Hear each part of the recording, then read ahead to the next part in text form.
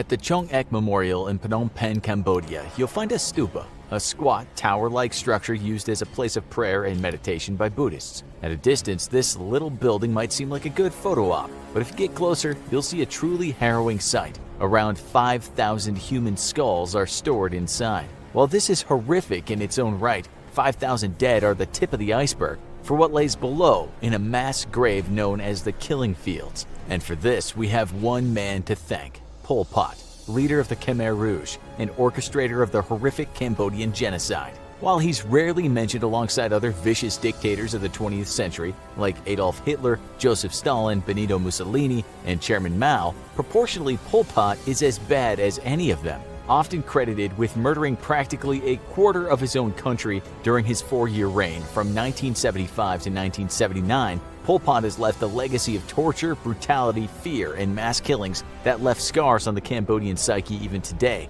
over 40 years after the worst of his terrible violence. The man's cruelty and ruthlessness in carrying out his communist agrarian vision was the stuff of legend, and for many in Cambodia, even the mere mention of his name is enough to send a chill down their spine. So for one of arguably the world's most murderous dictators, responsible for the senseless slaughter of over 1 million of his own citizens, it's worth asking the following questions. Who was this man? And how and why did he come to power? And what horrors did he unleash on the citizens he should have been protecting? Well, first of all, Pol Pot wasn't actually his real name.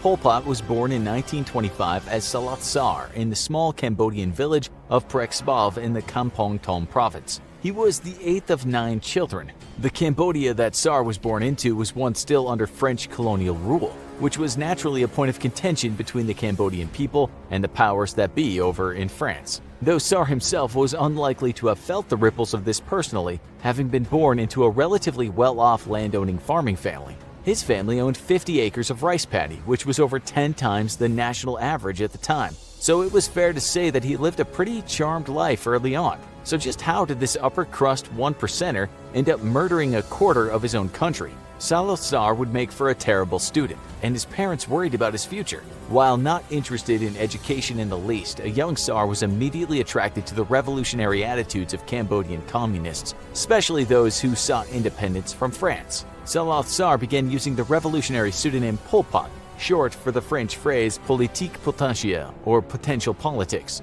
In politics, he found what he believed to be his true calling. So much so, in fact, that he decided to invest all his time in revolutionary activities rather than his schooling. As a result, he failed his next wave of examinations and had his scholarship revoked by the government. He returned to Phnom Penh in 1953 with a head full of dangerous ambitions, though it'd be another few decades before he could put the most nightmarish of them into practice. The same year Pot returned to his home country, Cambodia finally gained independence from French colonial rule after the people revolted against their European oppressors. This left a kind of power vacuum in the country that numerous political entities, Pol Pot and his communist allies included, would later attempt to fill. In the meantime, much like his fellow 20th century Asian dictator Chairman Mao, Pol Pot decided to pursue teaching while he kept his revolutionary plans on the back burner. He taught at Phnom Penh private schools between 1956 and 1963, specializing in history, geography, and French literature, and marrying his first wife Kiyu Panari in the interim. If Pol Pot had decided to settle down and invest himself fully in his teaching career, Cambodia would have been spared a lot of bloodshed and horror, but it's sadly not how this all played out.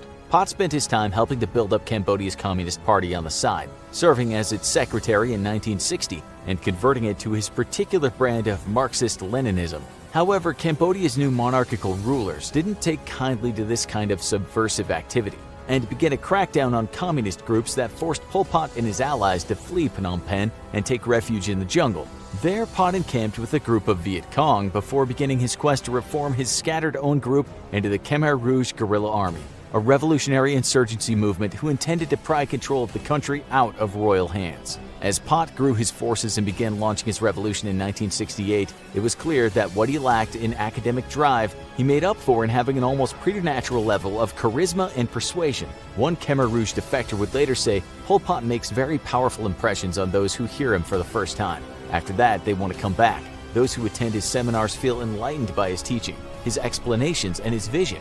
He's like a father to us. Much like another one of his contemporaries, Nazi leader Adolf Hitler, Pol Pot ran his political movement not unlike a cult, a group with a loose ideology congealed around a charismatic leader.